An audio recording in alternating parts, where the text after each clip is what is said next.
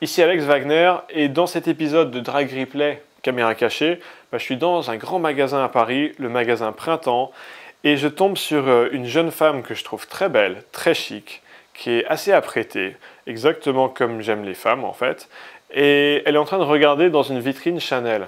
Alors je l'aborde, on fait connaissance, le tout avec le vigile qui est à 2 mètres de là, qui nous regarde un peu bizarrement. Vous allez voir, c'est sur Morning Kiss.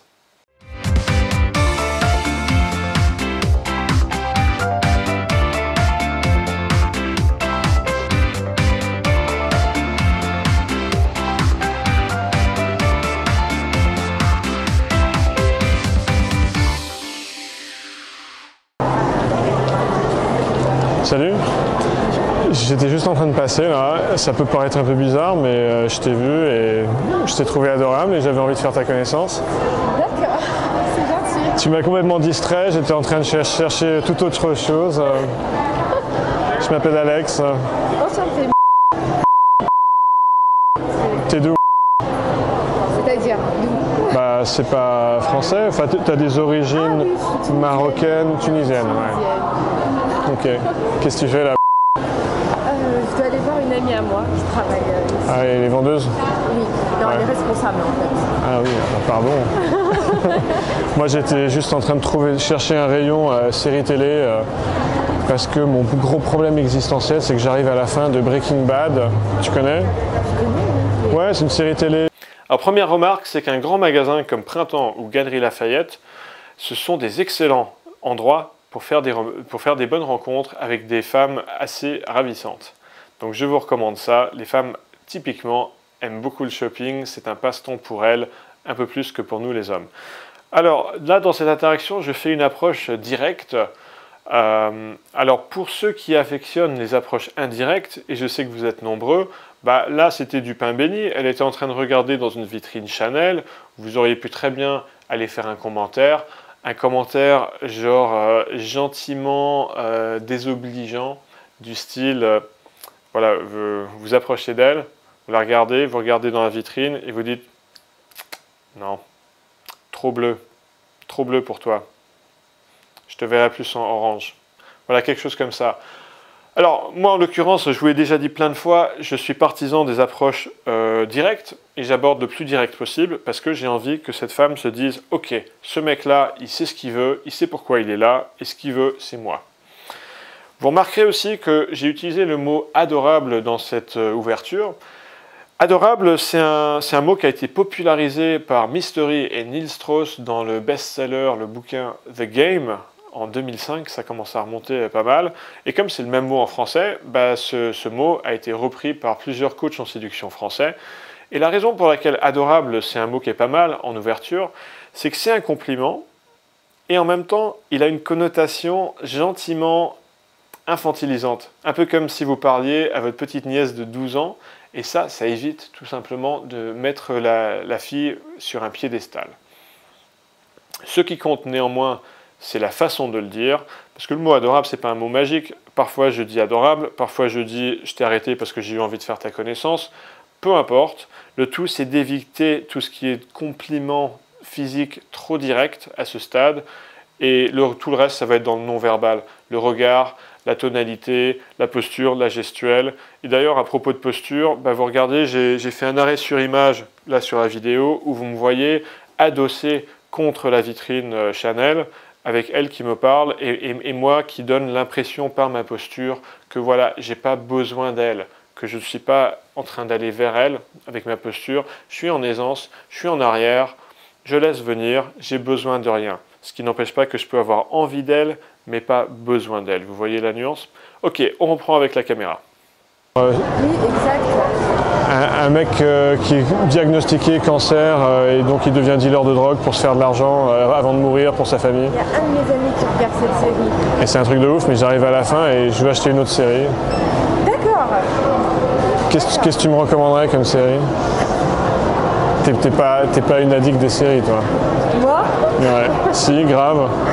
Ça dépend. Ah bon? C'est quoi ton addiction?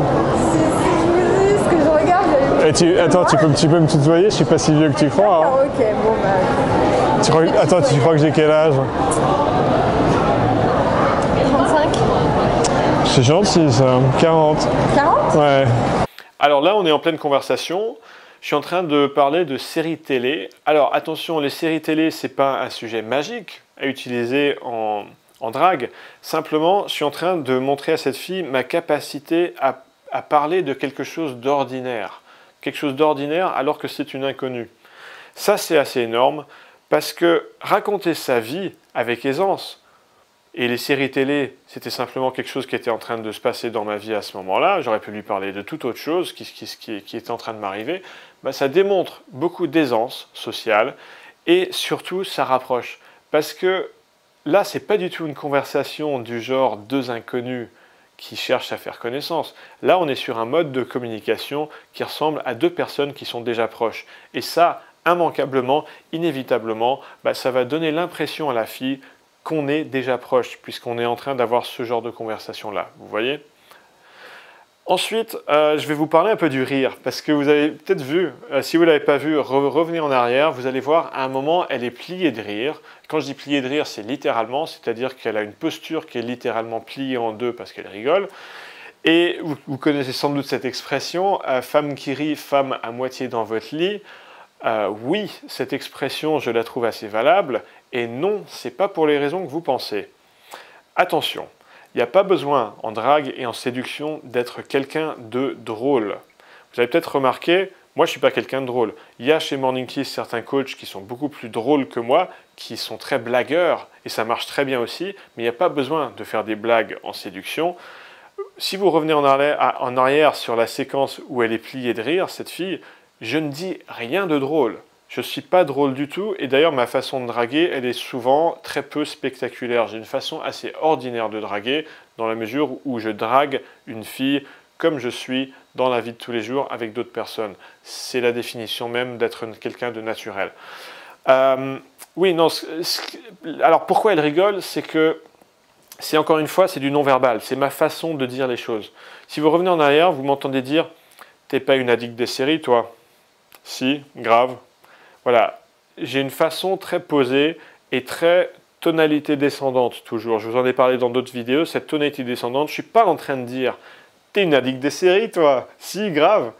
Voilà, ça, ce serait chercher le rapport, et là, assurément, elle ne serait pas en train de rigoler. Là, je lui dis « T'es pas une addict des séries, toi ?» Si, grave.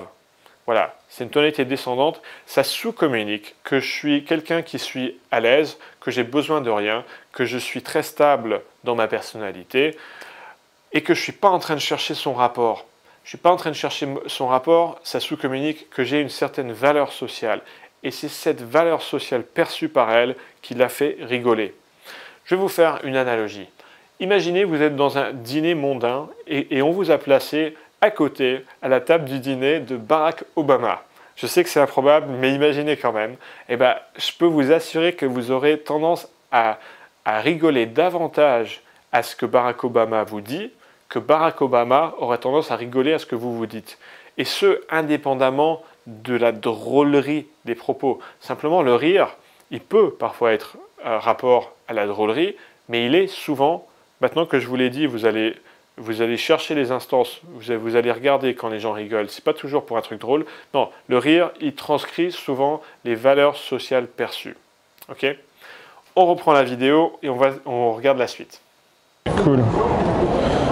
Bon, bah j'espère que je t'ai pas mis en retard pour aller voir ta copine. Non, t'inquiète pas, j'avais pas un rendez-vous. Vous allez faire quoi? Juste papoter ou déjeuner? Non, vu qu'elle travaille, je vais juste discuter. Ah oui.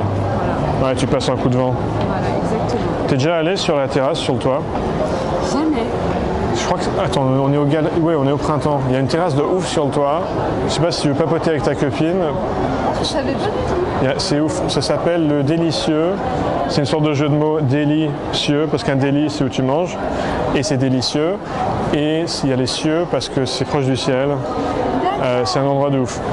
D'accord. Bon, je file. Je te fais la bise. Oui. C'était cool. Un peu aléatoire, mais cool. C'est la vie.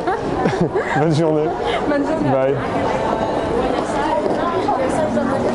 Alors là, il y a eu prise de numéro, je ne sais pas, vous avez peut-être juste vu la fin de la prise de numéro où j'avais le téléphone portable à la main et elle était encore en train de regarder mon téléphone. Malheureusement, mon caméraman avait plus de batterie, le temps de changer la batterie, il a loupé la prise de numéro. Et ce qu'il a loupé aussi, c'est un peu dommage, c'est qu'il a loupé quand elle m'a avoué, pendant qu'on parlait d'addiction, elle m'a avoué qu'elle avait une addiction au sexe. Évidemment, c'est un gros signe d'intérêt. Alors, néanmoins, je suis resté dans l'interaction un petit peu après la prise de numéro. Je vous ai déjà expliqué que c'est une bonne idée de rester et de ne pas partir comme un voleur avec le numéro de téléphone, parce que ça donnerait l'impression que vous n'êtes pas à l'aise socialement. Non, je reste et je me tape la discute avec cette fille qui maintenant est plus impliquée que jamais, puisqu'elle sait que je suis un mec qui a son numéro de téléphone. Donc il y a un peu plus d'enjeu, il y a plus d'implication. À la fin, vous avez peut-être vu le vigile qui se tenait à 2-3 mètres de nous, une espèce de gros molosse black qui nous regardait un peu bizarrement. Depuis le début, il me regardait, j'étais pas hyper à l'aise, il me regardait, il se disait « mais qu'est-ce qui se passe là ?» En même temps, il n'avait rien à dire parce qu'il savait très bien que draguer, si c'est fait gentiment, sans importuner la personne, de façon agréable, il n'y a rien à dire. Donc je dirais que la leçon là, c'est comme quoi, même quand il y a des gens autour, et même si les gens autour, ce sont des gros molosses black, ça ne va pas vous empêcher de draguer. Alors je vous dis au revoir et je vous dis à bientôt pour de nouvelles aventures. Vous avez aimé? Vous voulez faire pareil? Aborder, draguer et sortir avec les filles qui vous plaisent?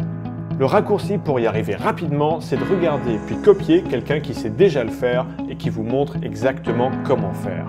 Recevez toute la série Drag Replay de mes caméras cachées commentées en cliquant sur le bouton. C'est 100% gratuit, donc n'hésitez pas.